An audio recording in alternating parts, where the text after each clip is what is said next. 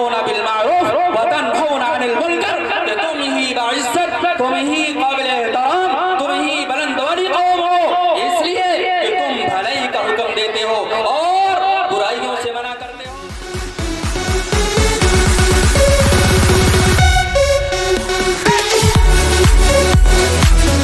ونستعينه ونستغفره ونؤمن به ونتوكل عليه ونعوذ بالله من شرور أنفسنا ومن سيئات أعمالنا من يهده الله فلا مضل له ومن يضلله فلا هادي له ونشهد أن لا إله إلا الله وحده لا شريك له ونشهد أن سيدنا ومولانا محمدا عبده ورسوله صلى الله تعالى عليه وعلى آله وأصحابه وبارك وسلم تسليما كثيرا كثيرا أما بعد فأعوذ بالله من الشيطان الرجيم بسم الله الرحمن الرحيم لقد من الله على المؤمنين إذ بعث فيهم رسولا منهم يتلو عليهم آياته ويزكيهم ويعلمهم الكتاب والحكمة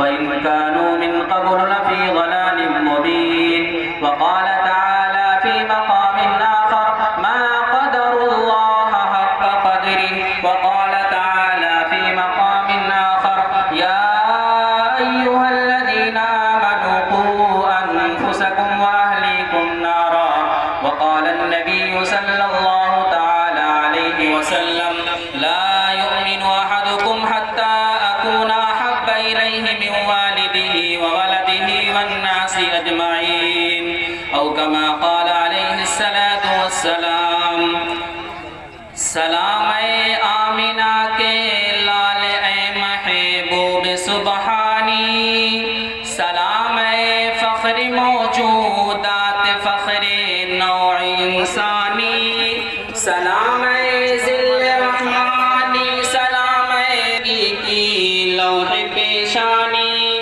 تیرے آنے سے رونق آ گئی گلزار ہستی میں شریک حال قسمت ہو گیا پھر فضل ربانی سلام اے صاحب خلق عظیم انسان کو سکھلا دے یہی اعمال پاکیزہ یہی اشغال روحانی اور تیری کبھی احسان نہیں جتلایا۔ اللہ رب العزت نے ہمیں بیٹا دیا تب کبھی احسان نہیں جتلایا، اسی طریقے سے ہمیں بیٹی عطا فرمائی احسان نہیں جتلایا، اور صبح اور شام کی زندگی ہمیں میسر عطا فرماتا ہے لیکن کبھی احسان نہیں جتلاتا۔ اسی طریقے کے تمام دنیا کی عیش و عشرتیں ہمیں مہیا کرتا ہے لیکن کبھی احسان نہیں جتلاتا۔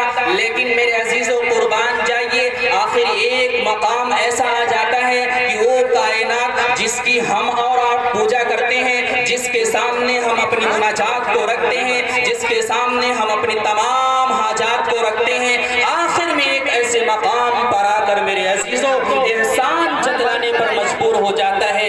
اللہ رب العزت ایسی ذات ہے جو کبھی پریشان نہیں ہوتی، جو کبھی عاجز نہیں ہوتی، جو کبھی مجبور نہیں ہوتی۔ لیکن میرے عزیزو کان کھول کر سنیے گا اور غور سے سنیے گا، یہ اسٹیج، یہ جلسہ اصلاح معاشرہ اور سیرت النبی کے عنوان سے یہ جلسہ منعقد کیا گیا ہے، اس لیے میں ایک طالب علم ہونے کی حیثیت سے اور ان اکابر کا خادم ہونے کی حیثیت سے میں آپ کو یہ بتلانا چاہتا ہوں اور میسیج یہ دینا چاہتا ہوں اور پیغام یہ دینا چاہتا ہوں کہ آخر وہ کون سا مقام ہے، آخر وہ کون سی جگہ ہے جس پر رب کائنات جس کی ہم اور آپ پوجا کرتے ہیں مجبور ہو جاتا ہے، پریشان ہو جاتا ہے۔ تو آئیے میں اس کی دلیل پیش کرتا ہوں۔ میرے عزیزو غور سے سنیے گا، قرآن اٹھائیے، قرآن میں غوطہ لگائیں، قرآن کو پڑھیں، قرآن کے تفسیرات کو پڑھیں، قرآن کے تفسیر کو پڑھیں، قرآن کے ترجمے کو پڑھیں، تب ہمیں معلوم چلتا ہے۔ لیکن میرے عزیزو بڑے درد کے ساتھ، بہت ہی دکھ کے ساتھ، بڑے ہی تکلیف کے ساتھ یہ طالب علم کہہ رہا ہے کہ ہم اور آپ قرآن پڑھتے نہیں، ہم اور آپ قرآن میں غوطہ لگاتے نہیں،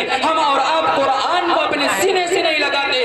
آج معاشرے کے اندر، آج ہمارے گاؤں کے اندر، آج ہماری سوسائٹی کے اندر جو ایک بار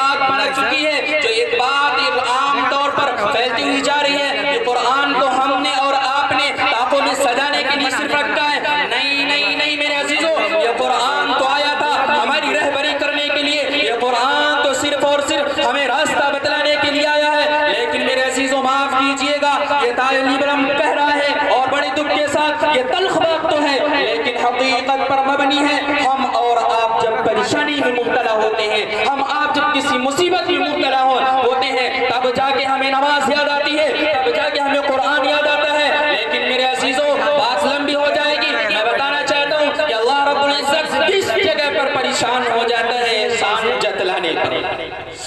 تو میرے عزیزو قرآن اٹھاؤ، قرآن پڑھو۔ کیا لکھا ہے قرآن میں؟ اللہ رب العزت ارشاد فرما دیتے ہیں لَقَدْ مَنَّ اللَّهُ عَلَى الْمُؤْمِنِينَ إِذْ بَعَثَ فِيهِمْ رَسُولًا مِّنْ أَنفُسِهِمْ يَتْلُو عَلَيْهِمْ آيَاتِهِ۔ اے میرے بندو، اے میری بندیوں، یہاں پر میری ماں بہنیں بھی بیٹھی ہیں، ان سے بھی میں اپیل کروں گا کہ غور سے سنیں اللہ رب العزت کیا فرما رہے ہیں کہ اے میرے بندو، اے میری بندیوں، میں نے تم لوگوں پر ایک بہت بڑا احسان کر دیا۔ احسان ہی نہیں بلکہ احسان عظیم کر دیا۔ وہ کیوں؟ اس لیے کہ تم جانتے نہیں تھے کہ زندگی گزارنے کا طریقہ کیا ہے، تم جانتے نہیں تھے کہ ماں باپ کا مقام کیا ہے، تم جانتے نہیں تھے بھائی کا مقام کیا ہے، تم جانتے ہی نہیں تھے کہ بہن کا مقام کیا ہے، تم جانتے ہی نہیں تھے کہ بھی علماء کرام کا مقام کیا ہے۔ اس لیے میں نے تم پر ایک بہت بڑا احسان عظیم یہ کر دیا کہ تمہارے بیچ میں میں نے اپنے حبیب کو، اپنے لاڈلے کو، اپنے پیارے محبوب کو، جناب محمد عربی صلی اللہ علیہ وسلم کو بھیج کر یہ میں تم لوگوں پر بہت بڑا احسان کر دیا۔ وہ اس لیے کہ وہ آئے ہیں، آپ کو راستہ بتلاتے ہیں، میری آیتوں کو پڑھتے ہیں اور تمہیں بتلاتے ہیں کیا صحیح طریقہ ہے اور کیا غلط طریقہ ہے۔ یہ ہوئی میرے عزیزو ایک بات۔ دوسری بات میں عرض کرنے لگا، یہ جو ہم اور آپ زندگی گزار رہے ہیں، اللہ رب العزت نے ہمیں اور آپ کو اشرف المخلوقات کا ٹائٹل دیا ہے، یعنی کہ تمام مخلوقات میں سب سے معزز، سب سے مکرم، سب سے باعزت، سب سے احترام کے قابل اگر کوئی قوم ہے تو یہ اشرف الانسان، یہ اشرف المخلوقات حضرت انسان ہے۔ اللہ رب العزت نے اس انسان کو 4 ستاروں سے نوازا ہے۔ میرے عزیزو اگر دنیا میں کسی انسان کو 3 ستارے مل جائیں، 4 ستارے مل جائیں تو یہ سمجھتا ہے میں بہت بڑا جنرل ہوں، میں بہت بڑا آدمی ہوں۔ لیکن میرے عزیزو اللہ رب العزت نے اس انسان کو 4 بڑے ستاروں سے نوازا ہے، 4 بڑے اعزاز سے نوازا ہے۔ وہ کیا؟ اللہ رب العزت نے ارشاد فرمایا کنتم خیر امت اخرجت للناس تأمرون بالمعروف وتنہون عن المنکر، کہ تم ہی باعزت، تم ہی قابل احترام، تم ہی بلند والی قوم ہو، اس لیے کہ تم بھلائی کا حکم دیتے ہو اور برائیوں سے منع کرتے ہو۔ اور دوسرا اعزاز کیا؟ لتکونوا شہداء علی الناس۔ اللہ رب العزت میدان حشر میں تمام لوگوں کو اکٹھا کریں گے۔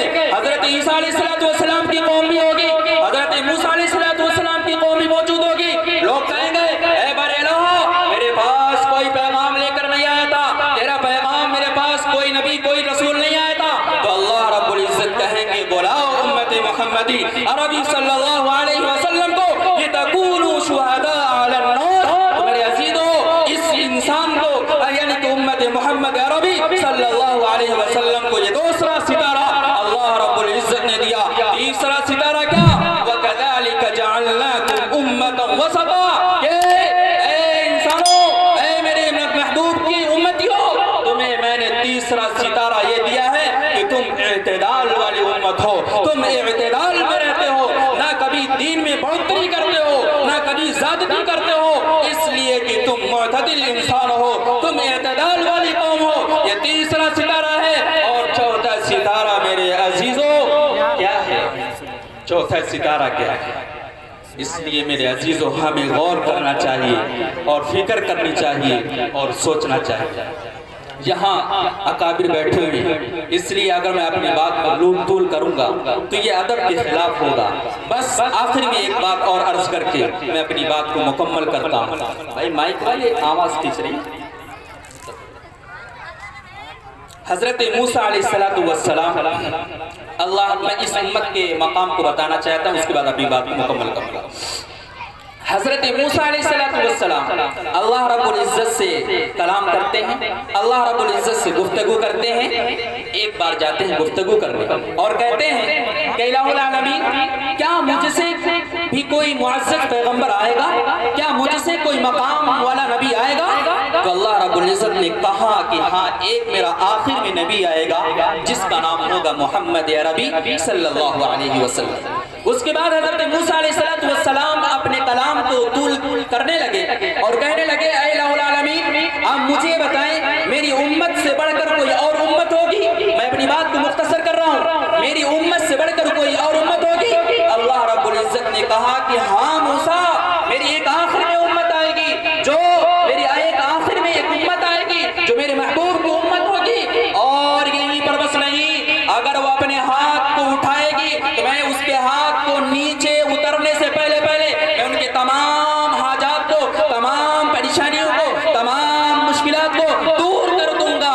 لیکن میرے عزیزو یہاں اللہ رب العزت حضرت موسیٰ علیہ السلام سے کہہ رہے ہیں کہ اے میرے موسیٰ، اے جلیل القدر پیغمبر، میں اس امت کا یعنی کہ اتنا اس کا احترام کروں گا کہ اس کی دعا کو میں رد نہیں کروں گا۔ تو میرے عزیزو آئیے غور کرنے کی بات ہے اور اپنا اور آپ کا محاسبہ کرنے کی ضرورت ہے کہ ہم اور آپ اگر دعا کے لیے ہاتھ اٹھاتے ہیں تو کیا ہماری دعا قبول ہوتی ہے یا نہیں؟ غور کرنے کی بات ہے میرے عزیزو، اگر میں یہ بات کہوں تو بالکل غلط نہیں، ہم دعا کرنے کے لیے ہاتھ اٹھاتے ہیں ہماری دعا قبول نہیں ہوتی۔ آخر کیوں نہیں قبول ہوتی؟ کیا ہم نے کبھی اس پر غور کیا؟ کیا ہم نے کبھی اس پر تدبر کیا؟ کیا ہم نے کبھی اس کے بارے میں سوچا؟ نہیں سوچا، اس لیے کہ ہم نے اپنے آپ کو اپنی زندگی غیروں کی زندگی کے مطابق گزارنی شروع کر دی، اپنی زندگی نبی پاک علیہ السلام کے بتائے ہوئے طریقے پر نہیں گزار رہے ہیں۔ حالانکہ اگر ہمیں کسی کی پیروی کرنا ہے، کسی کی بتائے ہوئے نقش قدم پر چلنا ہے تو صرف اور صرف ایک ذات ہے اور وہ ذات محمد عربی صلی اللہ علیہ وسلم۔ قرآن میں ارشاد ہے، اللہ رب العزت ارشاد فرماتے ہیں لَقَدْ كَانَ لَكُمْ فِي رَسُولِ اللَّهِ أُسْوَةٌ حَسَنَةٌ۔ اگر تمہیں کسی کو آئیڈیل بنانا ہے، اگر تمہیں کسی کی پیروی کرنا ہے، اگر تمہیں کسی کی اتباع کرنا ہے، اگر کسی کی بتائے ہوئے نقش قدم پر چلنا ہے تو صرف اور صرف میرا محبوب ہے، اس کے بتائے ہوئے طریقے پر چلو گے تو کامیابی ہے، اور اگر اس کے بتائے ہوئے نقش قدم پر نہیں چلو گے تو ناکامی ہی ناکامی ہے۔ میں اپنی بات کو مکمل کر رہا ہوں اس شعر کے ساتھ کہ محمد سے وفا تو نے تو ہم تیرے ہیں، کہ محمد سے وفا تو نے تو ہم تیرے ہیں، یہ جہاں چیز ہے کیا لوح قلم تیرے ہیں، اور ذوق رکھ سنت گرامی سے، ذوق رکھ سنت گرامی سے، ذوق رکھ سنت گرامی سے، ہے شرف آپ کی غلامی سے، اور جو کوئی تابع رسول نہیں لاکھ عبادت کرے اس کی قبول نہیں، لاکھ عبادت کرے اس کی عبادت قبول نہیں۔ اللہ رب العزت مجھے بھی اور آپ سب کو بھی جناب محمد عربی صلی اللہ علیہ وسلم کے بتائے ہوئے نقش قدم پر زندگی گزارنے کی توفیق نصیب فرمائے، آمین۔ آخر دعوانا الحمدللہ رب العالمین۔ ماشاءاللہ۔